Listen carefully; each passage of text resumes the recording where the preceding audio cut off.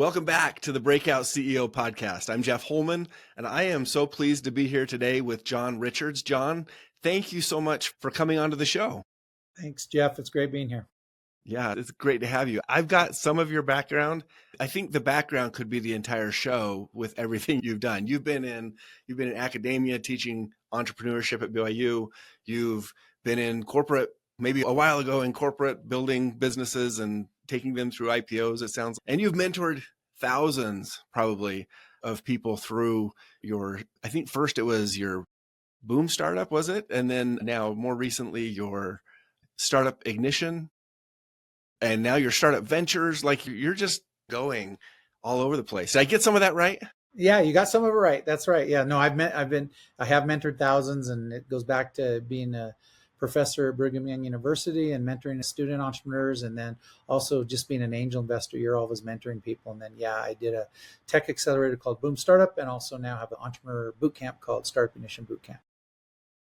Man, so my very first question through all of this is, what is it that motivates you to do all of this? That's a lot. That's a heavy load to carry. A lot of stuff to get done and a lot of accomplishments along the way. What's the motivation behind it? I just enjoy it. I got lucky in life where I was an entrepreneur with my first venture and did okay. And then the second venture went public, and that gives you enough freedom in life to choose what you want to do. And I really enjoy teaching and mentoring and helping people. I feel very fulfilled when I'm teaching and helping people understand things. And I get excited when I've learned something new or something that's meaningful to me to share it with others. And that's to be in that realm is just, it's very motivating. And I enjoy business and entrepreneurship and the topics around it. So I think it's just a passion and a zeal for the topic and the content, and then also sharing it with others. I just enjoy it. A lot of people ask me that, why do you do that? And and maybe it keeps me young, because by saying I've done a lot of things, it's because I'm probably getting to be the old guy now. And some people call me OG. I guess that was supposed to mean original gangster or something like that. But I think for me, I just say that just means you're an old guy. So I've been around the block before. But I do sincerely love I've helping people get through their entrepreneurial obstacles and problems, and then finding success is super rewarding. Yeah. And I will say, I watched one of your episodes recently with Garrett Gee, and from your own podcast, and you're welcome to plug that because everybody should be listening to that podcast too. It's fantastic.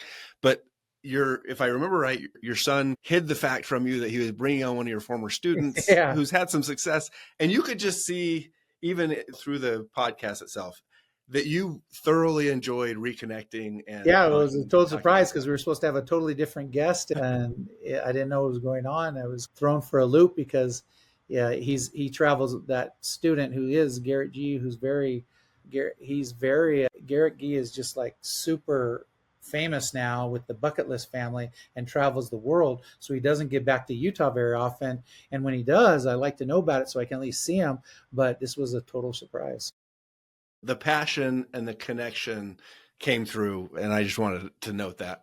Yeah. So having the passion behind it, you've still done all these things from teaching to corporate to mentoring to investing. Do you have like a through line for this, like a common thread? Is it just the passion, or how is it that you've found this path to be on versus probably one of many others you could be on? I think there's a certain amount of ambition involved, a certain amount of, I like to be with a team and be a rising tide lifts all boats kind of feeling, and be a participant in helping the tide rise. And it's fun. Entrepreneurship in the United States of America's ecosystem and culture and laws and everything make it so anybody can change the world with great products and services and be rewarded for it. It's just such a dynamic environment. Whether it's endorphins or whatever they call those, dopamine and all that type of stuff, I think it fires that all off. That's fantastic. Here's my last softball question before we dive in, maybe into a breakout story of some sort. And I'm curious, and don't hold back on me here. Are you one of the most influential mentors in Utah for startups? I think some of the others that are very influential I don't know if they would say that about me. I don't know, but I think a lot of younger and startup people would. I mean, the track record's pretty strong, but I don't want to say that about myself. But yeah, I just came from a lunch where the fellow said he was running around being a mentor to entrepreneurs, and he would find entrepreneurs that didn't seem to understand what they're supposed to be doing and all this. And then there was a small group that really knew what they were doing well. And he found out that the common thread is they had been trained or mentored with me. And that was a really big compliment I got over lunch. And so that says something. I don't know if the numbers are the biggest of anybody, but I do feel when I mentor somebody, they get the real meat and they really know what they should be doing. Yeah. I Yeah. don't know. No. Hard to answer that. You're not trying to make you take places relative to other people, but you're up there. I think you're up there. I've been in the industry for a little while on the legal side, seeing things happen. And I've seen you around. I think I followed you for, I don't know, probably since maybe 2016, 17. Yeah, I was asked by somebody just coming into my program and getting mentored, and it goes, "Hey, who have you mentored that ever did anything or was successful?" And then I went down. I said, "Oh," off the cuff in a text, and I started writing like 10 or 15, and they're like all the big famous unicorns of Utah that I was at the beginning of or helped or mentored them at the beginning. So, and that made me realize, oh my gosh, I have had an impact. So that's fun. That's awesome. And I've seen that, maybe to draw that out just a little bit, I've seen from my position as an attorney, I've seen people with ideas come, right? They're like, I got this idea. I'm going to try this thing. I'm going to pivot. And it really, the ability to move quickly in Utah with the right skill sets is pretty phenomenal. So it's not easy. That's the wrong word, but it's possible to see some of these really smart people, pivot through 3 or 4 ideas. And it's maybe not more than 3 or 4 years later that they've raised money and they've found product market fit and they're going from startup to scaling mode. And yeah, so I think that's why Utah is like either the number 1 or number 2 state ranked economy. It's a pretty special place, and the culture here lends itself to that. Maybe there's less vices, and one of the vices is being addicted to business and entrepreneurship. I don't know, but Utah definitely is a special place in that regard. Matter of fact, people that come to our entrepreneur boot camp, which you're familiar with, Startup Ignition, they when they come from out of state, and like our last cohort had 8 of the 24 from out of state. Wow. And they come here. We've had people come to the boot camp and realize there's something special here, and they actually move their family and their businesses to Utah.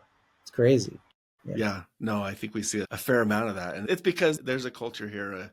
There's a community, not just the culture, but the community that exists. And people do the help here. There's people that will mentor and help. And there's pitfalls like in any market somewhere, but just overall, I was just with at lunch again today with a South African person that just moved to Utah. And we were asking, why'd you choose Utah? Will you come here? Do you like it? How's it going?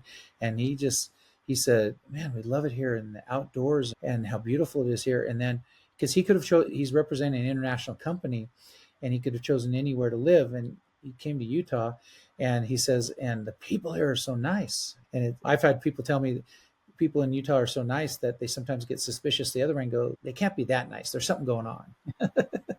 No, it's a very inviting, friendly community overall, I think. So in part to people like you and the community you've built. Thank you for that.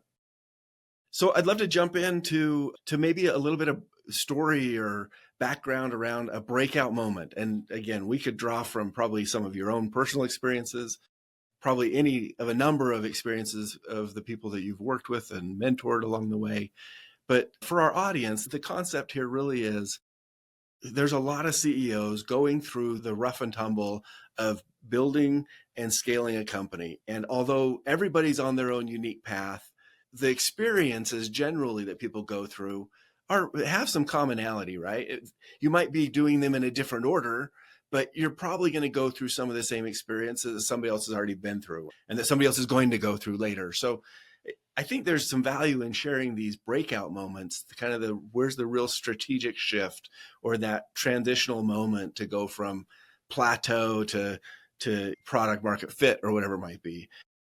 And I'd love to hear a story or two of yours where you've been either experienced that and been that breakout CEO or helped transition somebody through that, because that's how people get from the normal everyday, I'm a startup founder, to I'm a unicorn. I think you use the term elephant too. And you get to the point where you're something more than the average. And I'd love to hear about your experience there. I'll tell one of my own if that's good. And if you want, I can tell about somebody I've mentored. But for me, I was actually pre-med in college. I was accepted to medical school, and at the last minute decided not to go to medical school, and instead went back to my home city of Seattle and got involved in the Yellow Pages industry, because I was going to school when the old telephone company, which was called AT&T, it's not today's AT&T, it's the actual Ma Bell, as they called it, or the one that Alexander Graham Bell founded in the late 1800s.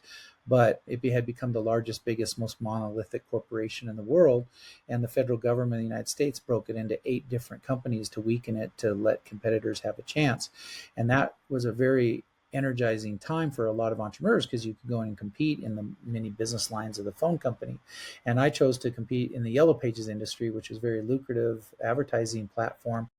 And I got into the print Yellow Pages business. And while I was CEO of my own publishing company, I was very open to innovation and new things, such as it used to be black ink on yellow paper. And then all of a sudden said, what if we had white paper and used yellow ink and black ink and made the ads have a white background so they stood out on the page? And then what if we started using other colors and started doing 4-color printing and ads? And I was always at the cusp of those trends and leading out and putting out books and doing things like that. Staying close to new technologies in my industry helped me see the future and take advantage of opportunities. And then the greatest one of all was when one day a young kind of techie nerd guy made an appointment to see me, and he was dressed in all black with a black sweater with a turtleneck hipster look. All And black, he comes in and basically tells me, you're going to be out of business in 2 years. And I go, what do you mean I'm going to be out? We've grown 500% in the last 3 years. It's going gangbusters. And he goes, no, there's something coming that's going to wipe you out. And I go, what are you talking about? And When was this time period? that was about in 1994. Okay. And he said, no, he goes, the internet. And I go, you mean that thing for scientists and universities and to do research? And he said, no, there was just an attorney of all things. So you're an attorney. An attorney just did what we nowadays would call a spam, put out an email, because email was the killer app, and it still remains one of the killer apps on the internet. And he put out a kind of a message to a whole group list of people and said he's a lawyer in personal injury and looking for any opportunities. And boom, he instantly got a case for $50,000 fee to him on the settlement. And people go, you mean you can use the internet for commercial purposes? And so this guy visiting me said, yeah, the internet's going to be used for commercial purposes now. And obviously Yellow Pages is a database, and you can put a database on it, be very useful. And I started saying, yeah, in my company, we have computer systems, and I can look up Yellow Pages and White Pages data really nicely on the terminals I have connected to my mini computer that runs my company. And I started getting the vision of what he meant, that someday people are going to be able to access Yellow Pages and White Pages data. Again, Yellow Pages is business data, White Pages was residential data, and be able to look it up on a computer device. And I just went off to the races on that, and I launched the first ever internet Yellow Pages. And I put my books data up at an event that Bill Gates up in Seattle was holding, called the Online Advantage trade show. And I got a booth and showed off my online Yellow Pages, and people went gaga over it. I said, maybe there's a real business here. And I took about the next 9 months to hypothesize and devise a business plan. And I went to other publishers around the country. Since I was in the industry, I knew how to contact them and reach them. And I got about 40 publishers to say they would join forces with me and put their Yellow Pages up on the internet like I was doing. And that was the birth of my foray into being the father of internet Yellow Pages. And I then sold my print company off and went all in on the internet. And the rest is history. 2.5 years later, it went public on the NASDAQ and just changed things a lot. The breakout moment is when, first of all, making a decision to stay on top of new technologies affecting my industry. And then when finally one comes around that's going to be completely transformative, I glommed onto it and started experimenting with it and became an early leader in it. And that is a breakout moment for me that led to, we wouldn't be sitting here having this talk if I hadn't done that. Yeah, maybe talking about something else, huh? Yeah. So, Or not even being here. We never know, where our life is the sum of all of our decisions. yeah. You got me super curious. This guy in all black, who did he turn out to be? Was he someone He was selling a to you or? young techie hipster that wanted to help me do it. And he probably did a little bit, but that relationship didn't really continue on because we had the ability in house to do it. And my brother was part of my company, and he was really a strong technologist, and we got things built. And it's just fascinating. Yeah, that was because I was known as being a progressive person in my industry, is why he would have contacted me, not an old school. A lot of people in our industry made a lot of money from paper publishing, and they weren't open to new ideas, but I was. They had the blockbuster mindset. We're all in on videos. Yeah, yeah. Well, that's super interesting.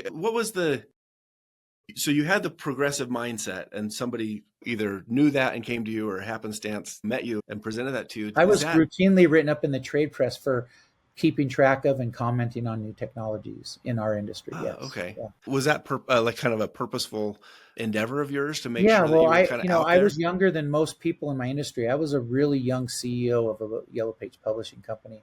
So naturally, I was more amenable and willing to take on and do new technology for sure. Okay. And I'm curious, was the transition looking back, I had this idea and we did this and it worked. Was the path a little more rough than that Oh, to yeah. get from? Yeah, because after I started doing it, other people thought they could start doing it. So there was a little competitive landscape. And then the rough and tumble or very exciting, crazy .com era. What happened was I worked on it for a year and a half, and then all of a sudden Netscape went public, which was when Mm, with, oh my gosh, the Mark Andreessen, the college yeah. student from the University of Illinois. He's now with Andreessen Horowitz, a very famous venture capital firm. But Mark Andreessen was a student at the University of Illinois, and he wrote a software program called Mosaic, which turned port 80 of the internet from a text-based system into a graphical user interface system so you could have graphics. And Mosaic gave birth to the internet being super powerful and with that graphic interface. And then Silicon Valley heard about him, invited him out to Silicon Valley. They created the company Netscape, renamed Mosaic Navigator, and Netscape went public in 1996. And that's when the world changed, and that gave birth to the internet era. And I was already up with my internet Yellow Pages, and I just rode that wave, and got a lot of attention.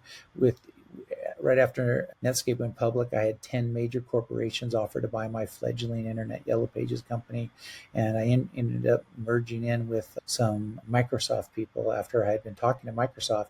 Some Microsoft folks contacted me and said I should do a deal with them. And that's what happened. And we went public 2.5 years later.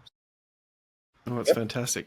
Is there something from that experience that still carries through today to what you teach to Yeah. the groups that you So much, mentor? so much good and bad and ugly. Just, so What to many. do, what not to do, all that type of Exactly. stuff. That's like a slogan we use in our boot camp, what to do and what not to do, because there's things to do and things to avoid. And they're absolutely, and then I've seen those patterns I got from that personal experience repeated in companies I invested in. So Omniture is a company that now is part of Adobe, and it's called Adobe Analytics, but it was Omniture Analytics back in the day. I was an early investor in that, and I mentored the two founders that were very famous here in Utah, Josh James and John Pastana, and I mentored them in the early days a lot. And they would fly up to Seattle even before I moved to Utah. They would fly up to Seattle and mentored with them, and a lot of the things, the good and the bad and the ugly that I learned from my personal experience, I saw in those experiences. And you start really learning things. Like my son Tyler right now says, what my dad's really good at is pattern recognition. He can instantly hear what's going on and recognize the patterns and give really good advice. And that's really true, because when we're younger, like 25-year-olds, our brains actually operate faster than somebody at my age, which is around 60. But because I have pattern recognition, I can still outperform a 25-year-old in business and entrepreneurship, because I have the pattern recognition from years of experience, and I can see the first 3 or 4 elements of a pattern and know what the next 10 will be. And that's something you gain with experience. That can also trick you sometimes. You got to be careful because there might be something so new in your pattern recognizing it, and it's actually going to be different. So you have to be really careful. But generally speaking, in terms of mentoring and giving advice and knowing what to do in situations, that's a very powerful mechanism that how our brain works. And so that's why I continue to be a useful mentor even to 25-year-old entrepreneurs.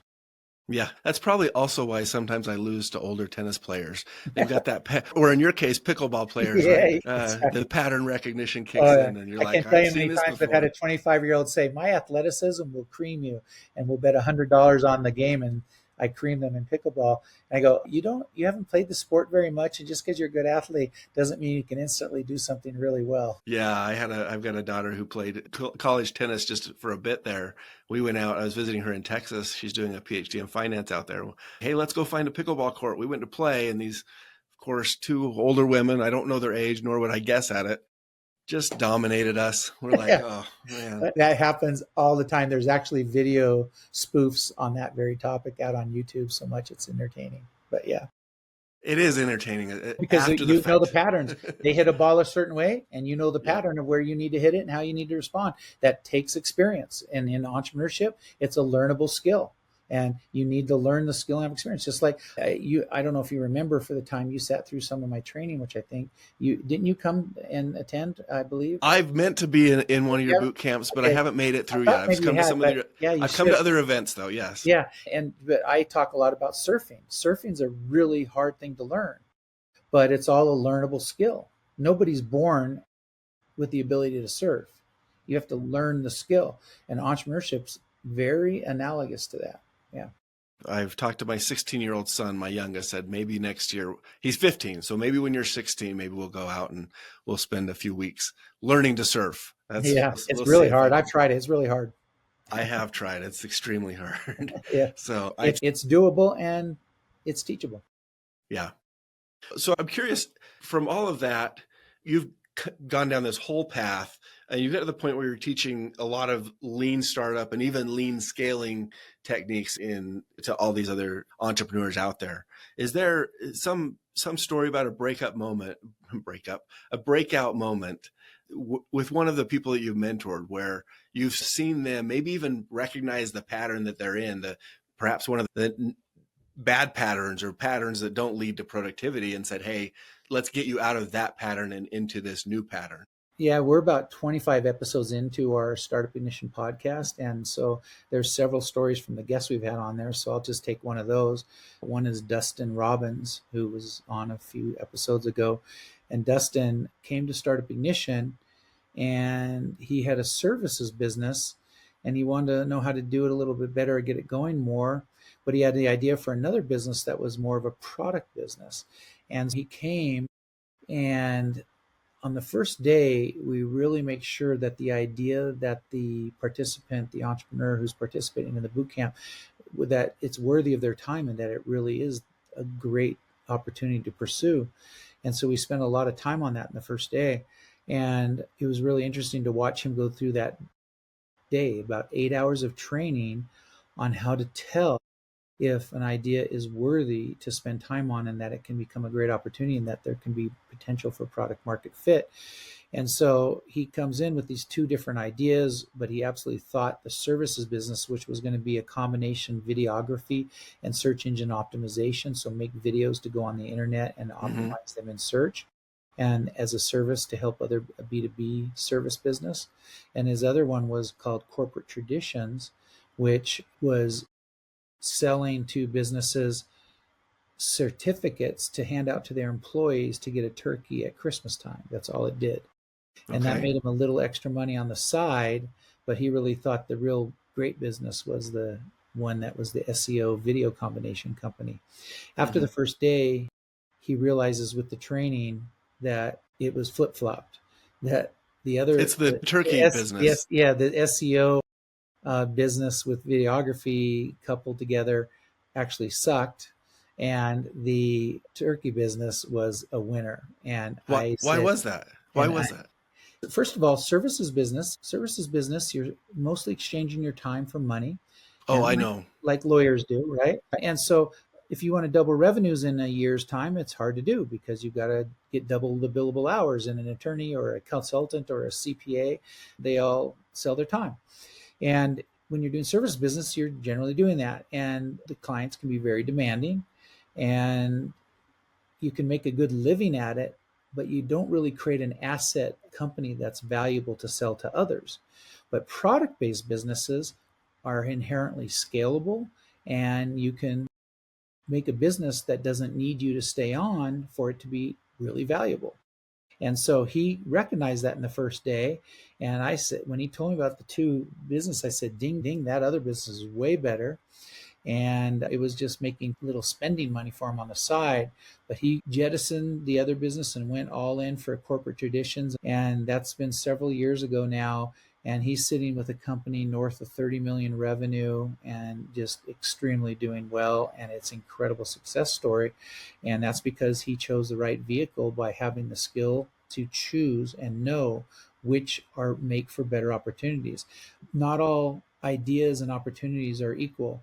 Some are way better than others, and there's lots of factors and decision points that go into that. And we teach that super thoroughly because trying to execute and scale a bad idea is how you fail. It's not good. Yeah. Yeah. And so you need to start with a really winning business idea that has very high potential for getting to product market fit and a validated business model. And that corporate traditions was perfect. And he's a real believer in the processes we teach. And he's also constantly telling everybody, don't skip steps. Because one of the things that's important is that one of my pet peeves in life is that, oh yeah, I know lean startup. I know what it is. And they think lean startup is just what the word MVP, minimum viable product, that they've heard. Yeah. Oh, as long as I just build a minimum feature set, but a real product and get it out there, I've been practicing lean startup. But actually building an MVP is the final last step of the lean startup process. The lean startup process is a doctrine, a dogma of many steps of how to become an entrepreneurial scientist and really do a lot of things. You need to earn your right to build your product by doing these first steps. It's a very involved process. And a lot of people just give it superficial recognition. Oh yeah, I'm a lean startup practitioner because I built a very simple product. No, you shouldn't even be building a product yet. You're not ready to build a product. And there's lots to learn from that. Anyway, so Dustin in Corporate Traditions is a great example of that was a pivotal moment. His life is wildly different than it would have been had he stayed with the services business. Yeah, that's amazing. And those are the skills you're teaching in your Startup Ignition boot camp. Then I got to remind everybody, the first thing I do in my boot camp is I say, okay, in the next 3 days, you're going to learn a lot of principles, a lot of things, what to do and what not to do. And many of you are going to become multimillionaires. There's 25 of you in this room on average. Within 5 years, 4 of you are going to be multimillionaires. So and I say, who volunteers for that job? And they all raise their hand. Yeah. And then I say, the first thing I get to tell you, when that happens to you, it's about a 50-50 chance that your life is going to be ruined. And they go, what do you mean? And I go, more than half the people I've helped become multimillionaires, they lose their family, they get divorced, and they're very unhappy. And I said, part of this is that you don't have that happen to you because that's not worth it. And then we have to remind them to keep their head on straight and do things right as they go down that path. And so anyway, a lot of things involved in what we teach. Yeah, a whole other side to entrepreneurialism for sure. Yeah. This has been fascinating, and I'm mindful of your time, but I'm curious if there was one overarching thing, and maybe it's something you've shared already, maybe it's something additional. What's one of those things that you would leave for every scaling CEO if you're going to do something and you want to scale, like follow this principle? Or scaling CEOs, I'll give you this, because I come from a lean startup perspective and the startup world. I've also seen a case where founder CEOs are very good at conducting lean startup, and they actually validate their business model, find product market fit, and when they've achieved that moment, which is a great accomplishment, and they've been very lean. And lean doesn't just mean financial frugality. It means lean in terms of not doing scaling activity prematurely, and they've been very good at it. And then all of a sudden, they get in and say, oh, okay, now I've figured it out. Now it's time to scale and grow. It turns out you can also scale lean. And there's a great book by Ash Mora, the author, called Scaling Lean. And you can also take the lean startup principles into the scaling phase of a business. You don't need to be wild and reckless with increasing your spend and your expenses and losing control of financial aspects to your company. You can also scale lean. And one of the real principles in doing that is there's a hidden step in between nailing it and scaling it. Nailing your business model is what we say, and then scaling it. So you nail it, scale it. There's an in-between step called build. What does that mean? That's the building the infrastructure to support the weight of scaling activity. Many CEOs go into scaling without having the necessary infrastructure in place to support the scaling activity. And then when they start scaling, which requires systems and the right people sitting in the right seats on the right bus and all of that, they haven't built all that, and they start doing scaling activity, and then their company crashes because they haven't prepared the company for scaling activity. So you don't just nail it then scale it. You nail it, then build infrastructure, then scale it on top of a sturdy infrastructure. It's the same thing. We don't just go frame a house on ground, we do it on a foundation of concrete. So Yeah. the building activity is that you've got a great plan. We figured it out. We nailed our business model. We know what our product market fit is. Now we're going to go put in a great foundation. Then we're going to build the house. Does that make sense? That makes perfect sense. I've talked to some founders before because I work with some first-time founders, some second-time founders, some funded founders, some bootstrapping founders. I'm like, if you're bootstrapping versus investors, like your foundation has to be different. Your legal foundation, your business foundation, you don't necessarily have the funds to build a tower and then put a foundation on after the fact. If you're Yeah, and let me give you a really prime example. If you really want some hard to your listeners, viewers, for instance, one of the first things that happens in a company that starts to scale is the CEO founder says, "Oh, I'm going to hire some salespeople." Then they hire salespeople, and they'll tell me, "Yeah, I hired 4 salespeople. I hired 1, and then I went to 4, and all of them suck. They can't sell anything. And I even went out with them and showed them how to sell, how I sell and can sell. And I got sales, and well, they couldn't get sales." And I turn to that CEO and I go, "No, you suck." And they go, "What do you mean?" And I go, you're a founder. You can be on a sales call and you can pivot and say whatever you want in the moment to get sales. You can get what we call brute force sales. You can say and do anything. You know what to say and what to do in that call to get a sale. You're the ultimate salesman. When you hire an account executive salesperson, you don't want them. They can't say whatever they want. They can't make up things on the fly. They can't promise that the tech team will do this or that for that client. You have to codify your sales system. You as the founder need to go sell customers and then put into a sales system how to sell your company's product and your company's culture.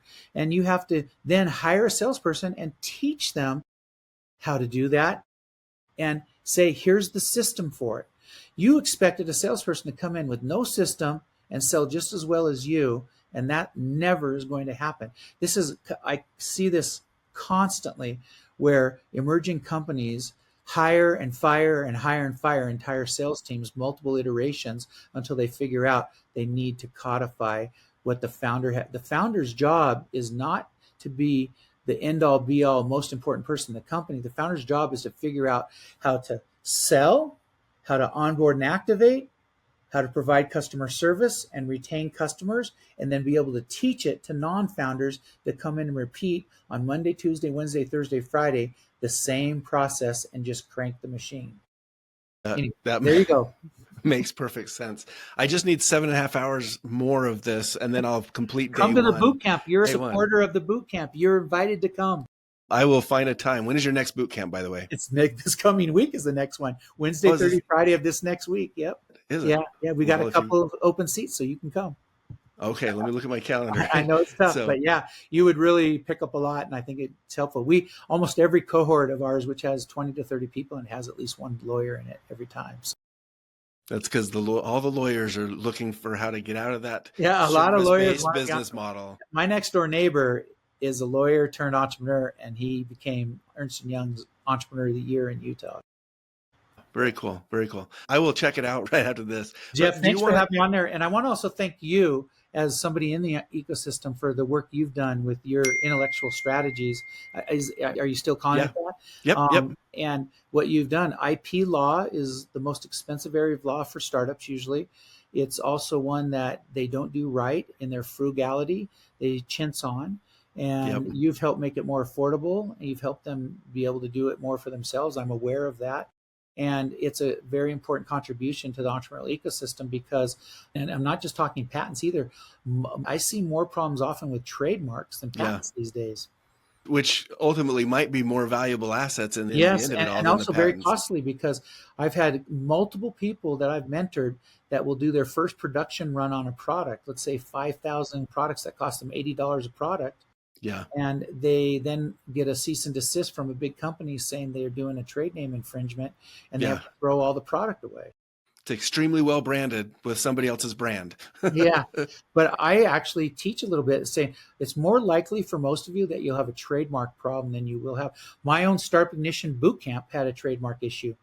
And I had to have a law firm defend me, and I won out, and I got the right to the national trademark for my name, Startup Ignition. But I had one really big person give me a cease and desist, and then another woman.